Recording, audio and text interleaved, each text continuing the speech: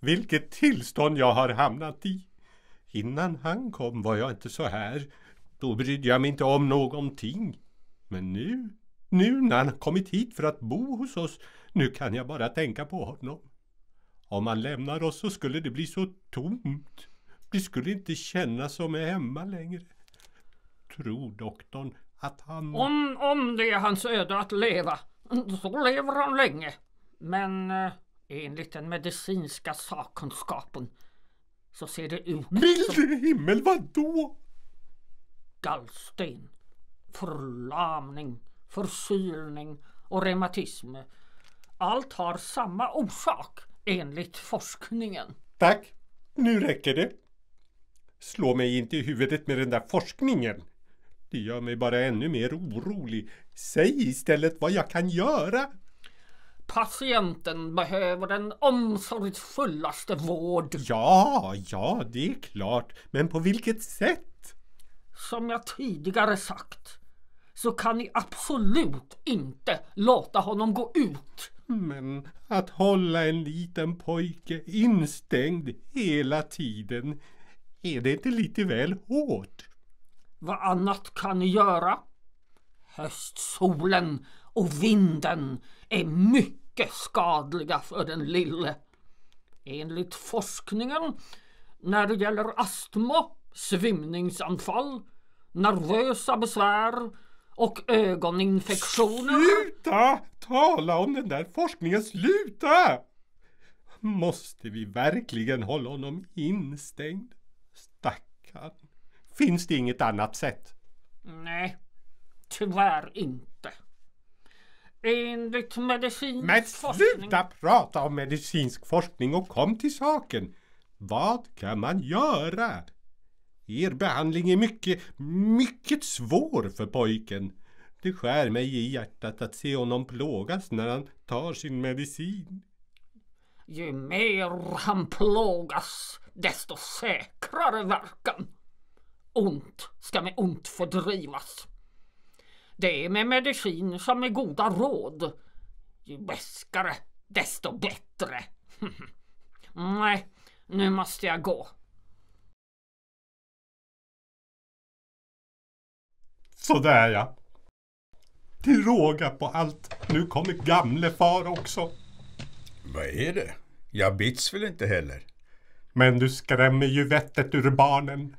Att du är inget barn och ni har ju inga barn, så varför oroar du dig då? Jo, men nu har jag ett barn. Jaså, minsann. Du vet, min fru höll på att dö av längtan efter att adoptera ett barn. Ja, jo, det vet jag. Men du tyckte inte om den idén. Det var det där med pengarna. Att någon annans barn skulle hamna här och kosta en massa pengar som jag slitit ihop. Jag hatade den tanken. Men den här pojken är jag så hjärtinnerligt fäst vid på något underligt sätt. Jaha, och ju mer pengar du ger ut för hans skull, desto bättre känns det. Nu när jag vet att pengarna går till min kära lilla pojke, då är det ett nöje att arbeta. Jaha, ja. Och vad fick du ta på honom då? Han är en avlägsen släkting till min fru. Mamman dog när han var liten och nyligen dog hans pappa också. Stackars liten. Då behöver han mig desto mer. Doktorn säger att det är en massa problem med organen i hans lilla kropp. Och att det inte finns mycket hopp. Nu finns det bara en chans, och det är att på något sätt hålla honom inomhus så att han inte utsätts för sol och vind. Men du är så förfärlig. Du ska alltid locka ut barnen i det fria. Oj då, är jag så förfärlig? Lika skadlig som sol och vind, minsann. Men min vän, jag förstår mig också på knepen att få barnen att stanna inomhus om det behövs. När jag är klar med jobbet kommer jag bekanta mig med din pojke. Farbror! Hej, är det du, Amal? Jag kan få gå ut på gården. Nej, lilla vän, det får du inte. Titta, där sitter ekorren med svansen i vädret och plockar upp frön med sina små pyttehänder och mumsar i sig. Jag kan väl få springa dit bort? Nej, min älskling, det får du inte. Jag önskar att jag var en ekorre.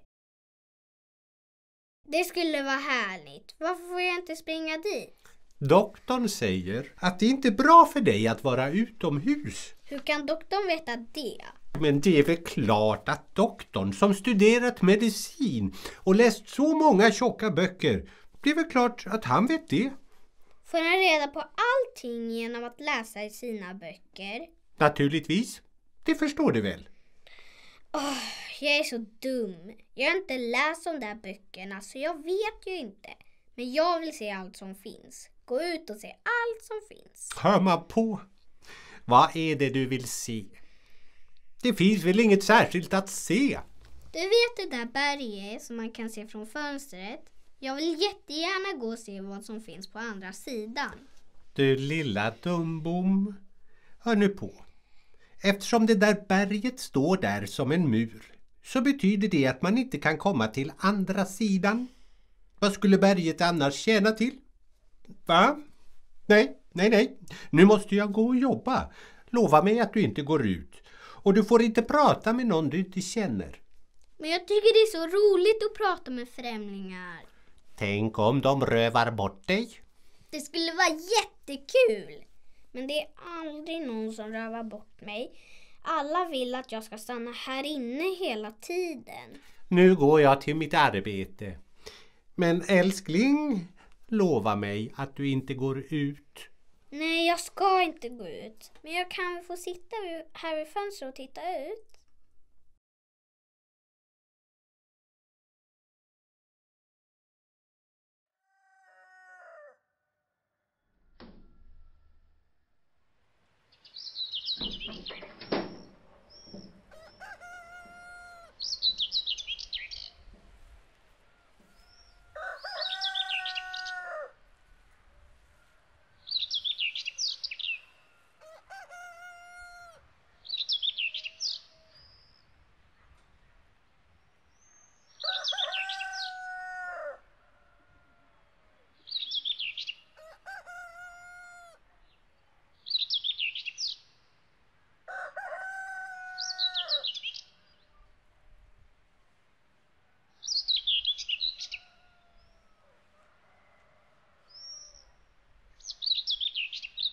Yoghurt!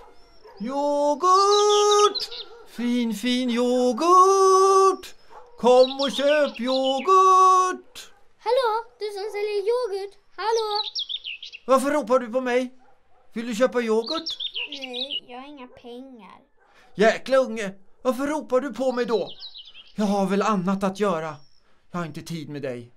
Jag skulle vilja följa med dig om jag kunde. Med mig? Ja, när jag hörde dig ropa på långt håll fick jag en sån lust att följa med dig. Vad i all världen gör du här då? Doktorn säger att jag inte får gå ut och därför sitter jag här dagen i ända. Stackars krake. Vad är det med dig? Jag vet inte. Jag har ju inte studerat medicin och läst en massa böcker. Jag är ingen expert, så jag vet inte vad det är för fel på mig. Var kommer du ifrån? Jag kommer från vår by. Din by? Är det långt härifrån? Vår by ligger vid Chamlifloden, vid foten av Panchmorabergen. Panchmorabergen. Chamlifloden. Det känns som jag har varit där. Din by skuggas av stora gamla träd just vid sidan av den röda grusvägen. Är det inte så? Jo, det stämmer. Och på sluttningen betar korna. Ja, verkligen. Det är så rätt så. Och kvinnorna i din by går ner till floden och fyller sina krukor med vatten och sen bär de dem på huvudet. Det stämmer på pricken. Du måste ha varit där någon gång. Nej, det har jag inte. Men när doktorn låter mig gå ut så ska du ta med mig till din by. Ja du grabben, det ska jag gärna göra. Och då kan du lära mig ropa sådär och bära åken med yoghurt på axlarna som du gör och gå den långa vägen. Har man hört på maken? Varför skulle du sälja yoghurt? Nej, du ska väl studera och utbilda dig och bli läkare eller advokat? Nej, jag vill inte utbilda mig. Jag vill bli som du och ta min yoghurt från byn vid den röda vägen under de stora träden och gå från hus till hus och sälja och ropa sådär. Yoghurt, yoghurt. Du kan väl lära mig hur det ska låta? Yoghurt! Yoghurt! Yoghurt, yoghurt. Käre vän, vill du ha lite yoghurt? Ta du bara. Men jag har inga pengar. Nej. Det kostar inget. Jag blir glad om du vill ha. Du hade annat att göra. Du hade inte tid med mig, sa du. Inte alls. Jag har inte förlorat något. Du har lärt mig att vara lycklig med att sälja yoghurt.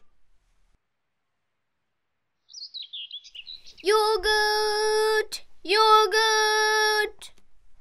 Från Panchmorabergens kullar vid Chamliflodens strand.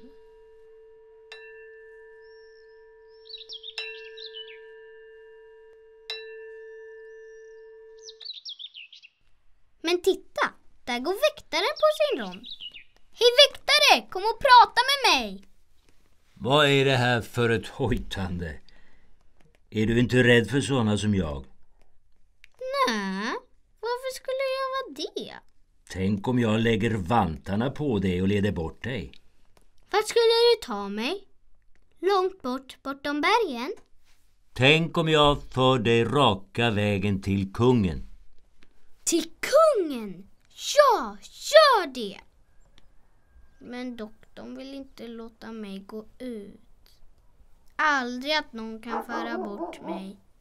Jag måste sitta här hela tiden. Doktorn vill inte låta dig gå ut. Jag förstår. Du är sjuk. Ska du inte ringa i gånggången, vaktman? Ännu är inte tiden inne. Det är konstigt med tiden. En del säger att det inte är dags. Och andra säger att det är för sent. Men för dig blir det dags så fort du slår på gånggången, va? Nej, så fungerar det inte. Jag ringer bara på utsatt tid. Ja, jag tycker om att höra din gånggång. Varför låter gånggången? Min gånggång låter för att tala om för folk att tiden inte väntar på någon, utan går och går i all evighet. Vart går den? Till vilket land? Det är det ingen som vet. Då är det nog ingen som varit där. Jag skulle vilja flyga med tiden till det land som ingen vet något om. En dag måste vi alla dit, mitt barn.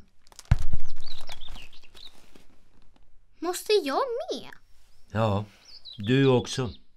Men doktorn vill inte låta mig gå ut. En dag kanske doktorn själv tar din hand och leder dig dit. Det gör han inte. Du känner honom inte. Han låter mig bara sitta instängd hela tiden. Det finns en bättre doktor än han. Och när han kommer så släpper han dig fri. När kommer den där doktorn någon gång? Jag tycker det är tråkigt att sitta här. Men jag tycker om att höra gånggången. Dong, dong, dong. Hör du väktare? Ja, Vad är det som händer i det där stora huset på andra sidan? Där är en flagga som fladdrar högst upp. Och folk alltid går in och ut. och det är det nya postkontoret. Postkontoret? Vems då? Vems? Ja, kungens förstås. Kungliga postverket. Kommer det brev från kungen hit till hans postkontor? Ja, visst. En dag kanske det finns ett brev till dig där inne. Ett brev till mig? Men jag är ju bara en liten pojke. Kungen skickar små brev till små pojkar. Åh, när kommer det där brevet? Hur kan du veta att han skriver till mig? Varför skulle han annars lägga sitt postkontor precis framför ditt fönster? Men vem ska hämta kungens brev när det kommer? Kungen har många brevbärare. Ser du inte de där som skyndar iväg med sina stora postväskor? Vart ska de gå? Från dörr till dörr. Överallt. Jag ska bli kungens brevbärare när jag blir stor. Brevbärare, jo du. Att dela ut post i regn och rusk, det är ett hårt arbete. Det är i alla fall det jag helst vill. Fast ditt arbete är också fint. Mitt på dagen när det är som varmast och vi sover middag. Och det är alldeles tyst. Då låter din gong-gong. Dong, dong. Och ibland vaknar jag på natten. Och så hör jag din gong-gong tona sakta genom mörkret. Dong, dong, dong. Oj, jag måste ge mig iväg. Där kommer bypampen. Om han ser mig stå här och prata så blir det ett himla liv. Ser du där nere på vägen? Bambi-paraplyet som guppar upp och ner. Det är han. Alla är rädda för honom. Alla måste lyda honom. Han tycker om att ställa till krångel för folk. Men nu måste jag ge mig iväg. Jag tittar förbi imorgon och berättar om allt som händer i trakten. Det skulle vara härligt om man fick ett brev från kungen varje dag. Då kunde jag sitta här i fönstret och läsa mina brev. Fast jag kan ju inte läsa förstås. Men jag ska då läsa dem för mig. Och tänk om brevbäraren inte hittar mig. Bypampen! Herr byförman, kan jag få prata med dig? Vem är det som skriker efter mig ute på gatan? Vad är du för en gaphals? Det är du som är bypampen. Alla måste lyda dig. Jajamensan. Det är de allt tvungna att göra. Kungens brevbärare, lyder de dig? Det får de alltid lov att göra. Vill du säga till brevbäraren att det är Amal som sitter här vid fönstret? Varför då? Ifall det skulle komma brev till mig. Brev till dig? Vem i all världen skulle skriva till dig? Kungen kanske gör det.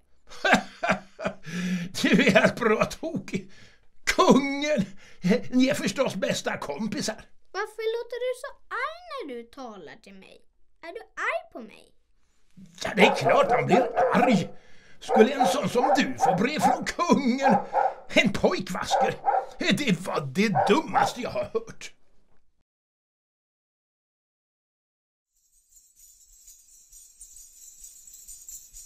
Vad är det som klingar? Vem är du som kommer gående där borta? Så det klirrar och klingar om dina vrister.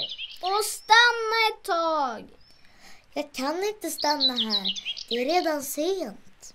Jag har inte heller lust att stanna här. Fackdoktorn vill inte låta mig gå ut. Men vem är du? Jag är Sudda. Vilken Sudda? Vet du inte det? Jag är dotter till blomsterförsäljerskan i byn. Jag plockar blommor i min korg. Att plocka blommor. Det är därför dina fötter ser så glada ut. Och bjärorna klingar så glatt när du går. Om jag fick gå ut skulle jag hjälpa dig att plocka blommor. Jag skulle plocka de som är allra högst upp i träden. Jag måste plocka blommor och binda kransar varenda dag. Jag önskar att jag fick lata mig som du. Vad skulle du då göra hela dagen? Jag kunde leka med min docka och med kissekatten.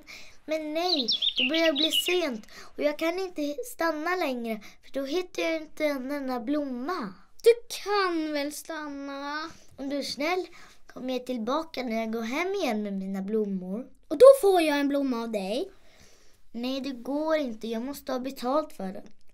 Jag ska betala när jag blir stor. Innan jag är mig ut och söker jobb på andra sidan floden. Ja, då så. Du kommer väl tillbaka när du fått dina blommor? Ja, det gör jag. Kommer du verkligen? Ja, jag kommer. Du glömmer mig inte. Jag är Amal. Kom ihåg det. Jag glömmer dig inte. Det ska du få se.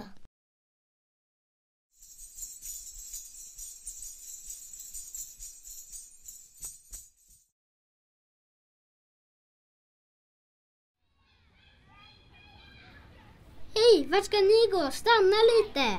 Vi ska ut och leka. Vad ska ni leka för något? Vi ska leka bonde som plöjer. Det här är plogen. Vi två är oxarna. Kom och lek med oss. Jag får inte gå ut för doktorn. Bryr du dig om vad doktorn säger? Kom så går vi. Gå inte, ni kan väl leka här utanför fönstret så jag kan se er. Med vad då? Med alla mina leksaker som ligger här. Titta, ni får dem. Vilka fina saker, en båt. Vill du verkligen ge bort alla saker? Ta dem bara, jag vill inte ha dem.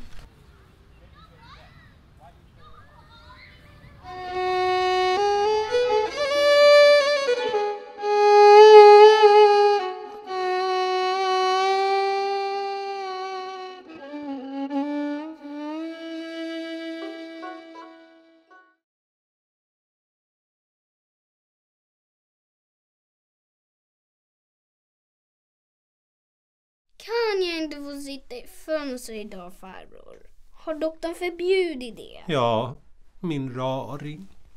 Du blir bara sämre av att hänga där hela dagarna. Tvärtom.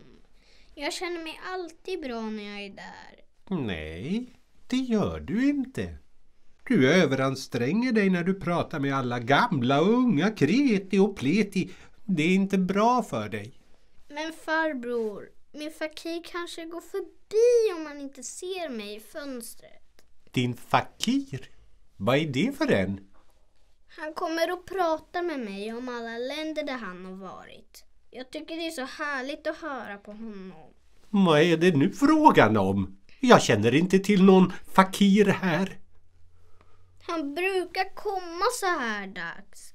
Farbror, snälla, låt honom få komma in och prata med mig.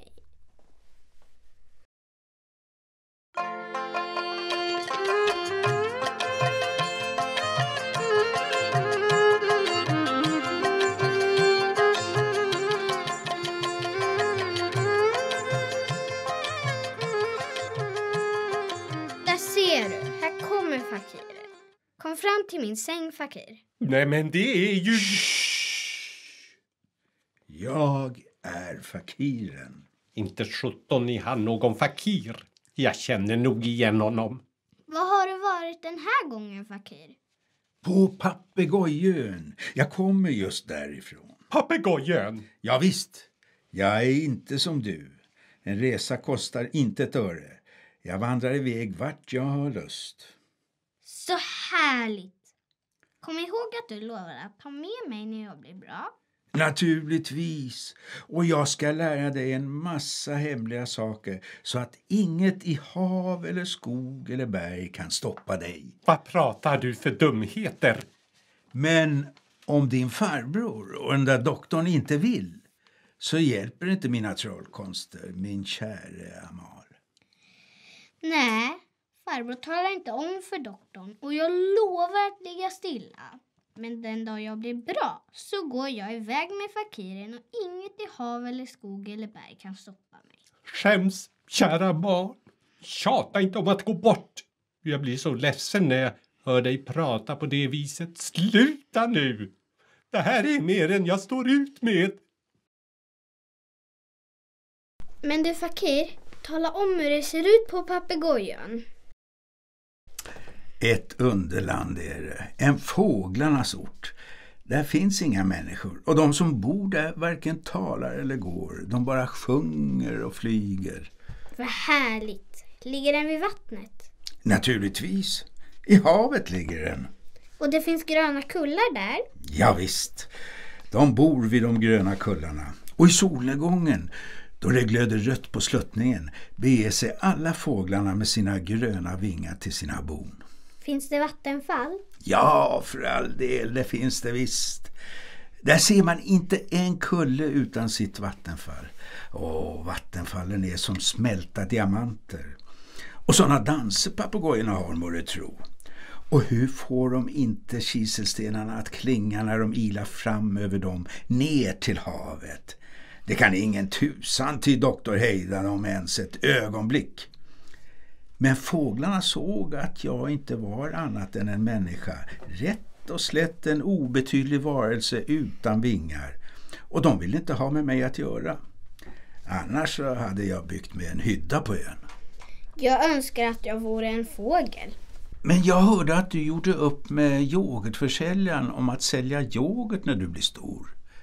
Det skulle nog inte bli några vidare affärer bland fåglarna, är jag rädd. Fakir, nu när farbror har gått kan du väl tala om för mig. Har kungen skickat ett brev till mig på posten? Ja, jag har hört att brevet redan är skickat. Det är på väg hit. På väg? Vart är det? Är det på landsvägen som sningrar mellan träden ända till slutet av skogen? Ja, det är det. Men du vet ju redan alltihop. Ja, det gör jag. Och du får mig att se det alldeles som du. Känner du kungen som har det här postkontoret? Ja, det gör jag. Det är han som ger mig allt jag behöver. Jag ska också be honom om det jag behöver. Ja, du behöver inte be honom. Han ger dig självmant. Jag ska säga, gör mig till din brevbärare. Låt mig inte stanna hemma hela dagen. Men vad är det att vara ledsen för om du måste stanna hemma? Jag är inte ledsen.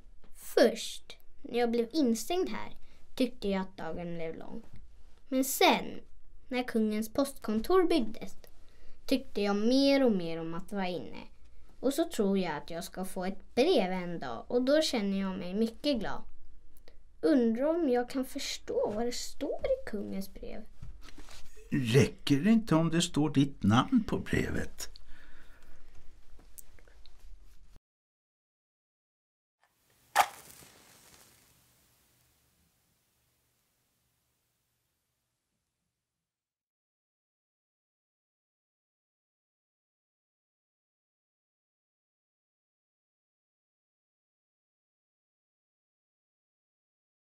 Har ni en aning om vad ni har ställt till med? Vad står på? Det sägs att det är ni bägge som har spritt ut ryktet att kungen byggt sitt kontor här för att skicka brev till er bägge. Jaha, och vad är det med det då? Bypampen, förmannen, har låtit kungen få veta hur det ligger till. Han har låtit berätta det anonymt. Men det vet vi väl att allting når kungens öron. Ja, men varför aktar du dig inte då? Jag råkar i olycka för om du gör så där. Säg Fakir, blir kungen arg? Arg? Prata strunt. Skulle han bli arg på ett barn som du och en fakir som jag? Nej. Och om han skulle bli arg så skulle jag minsann säga vad jag tycker. Säg Fakir, jag har känt en sorts mörker komma över ögonen. Allting är som en dröm. Jag vill bara vara stilla. Kommer inte kungens brev? Tänk om rummet bara löser upp sig och försvinner. Tänk om... Brevet kommer säkert idag, min pojke.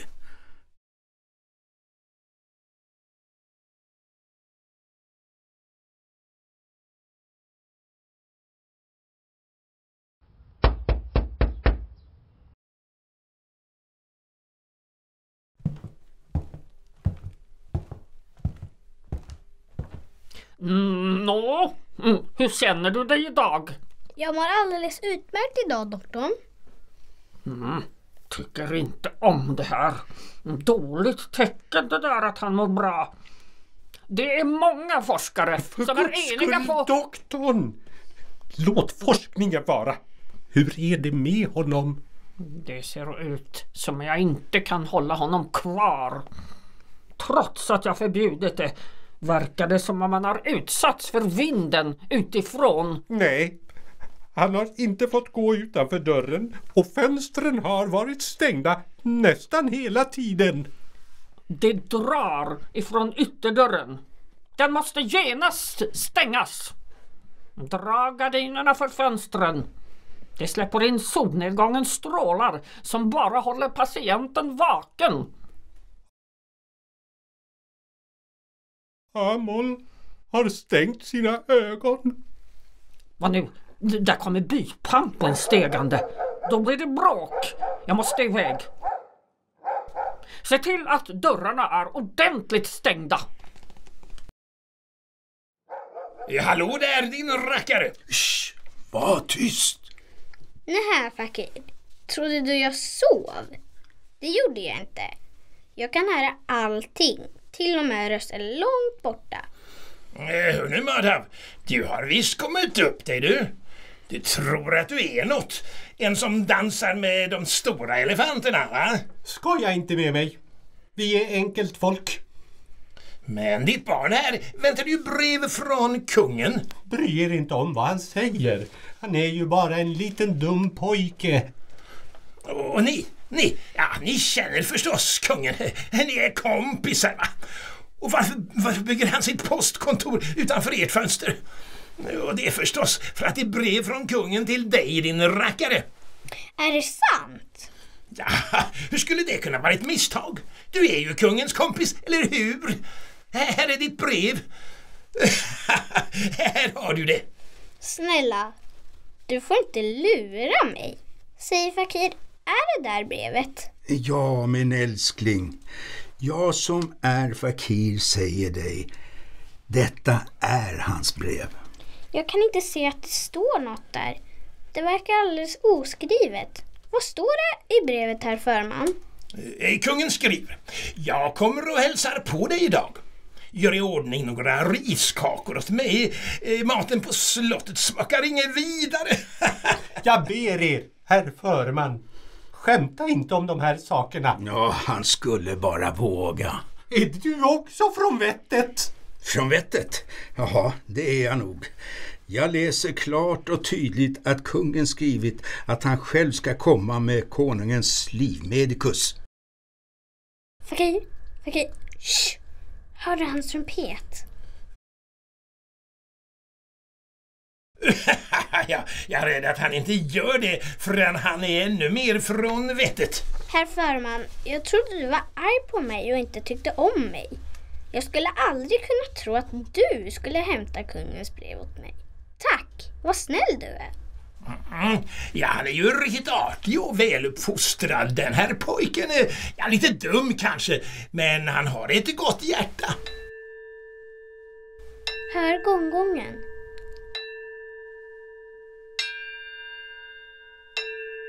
Är aftonstjärnan uppe?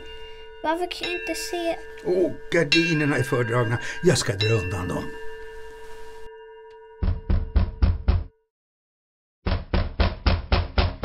Vad är det? Vem är det? Vilket liv! Öppna dörren! Herr förman, tänk om det är rövare. Vem där? Det är byns förman som talar. Här kommer ni inte in hur mycket ni än bankar. Ser man på, bankandet har upphört. Förmannens röst skrämde bort dem. Inte undra på att bankandet slutat. De har slagit in ytterdörren.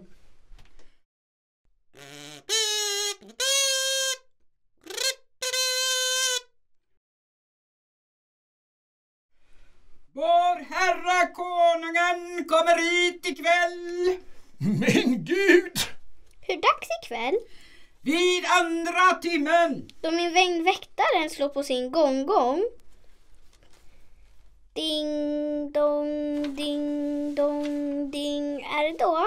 Ja, då. Kungen skickar hit sin främste doktor. Kungens egen livmedikus. För att ta hand om sin unge vän. Vad är det här? Så instängt här är. Öppna alla fönster och dörrar.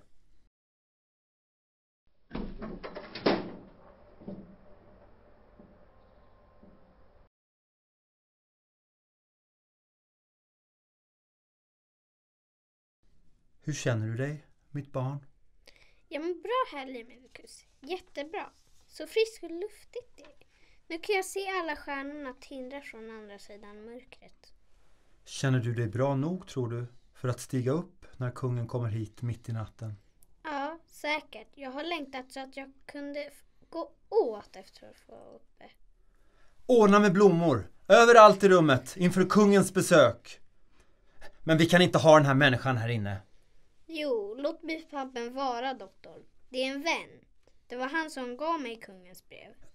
Jaha, då så. Han får väl stanna då, om han är en vän till dig.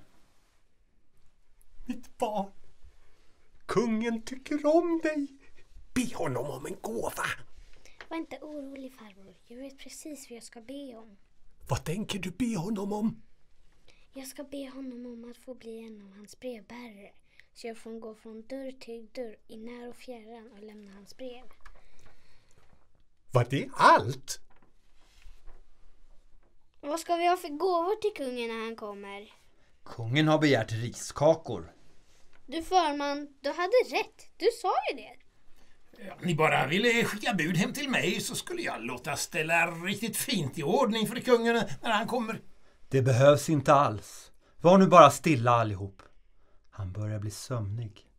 Jag ska sitta vid hans huvudgärd. Nu faller han i sömn. Släck ljuset.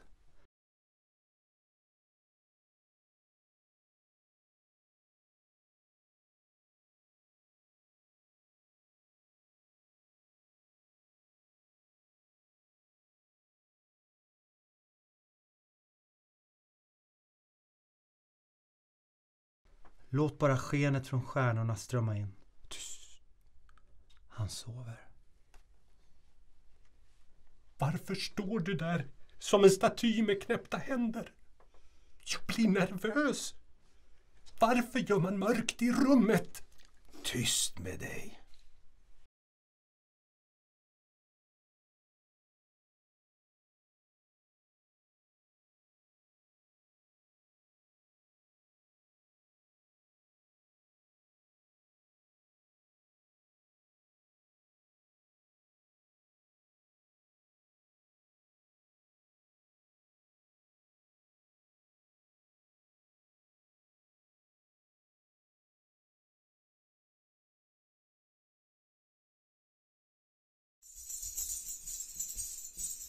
Amal!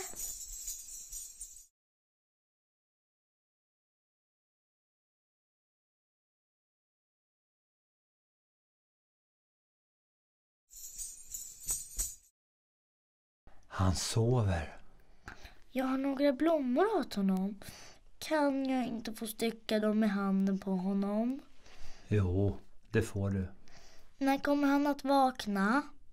Så fort kungen kommer och kallar på honom. Vill du viska honom ett ord i örat från mig? Vad ska jag säga? Säg att Sudda inte har glömt honom.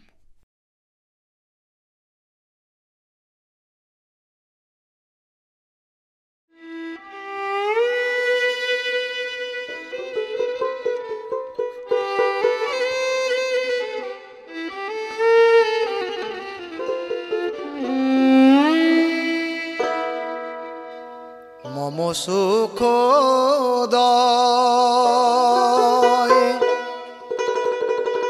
যেদিনে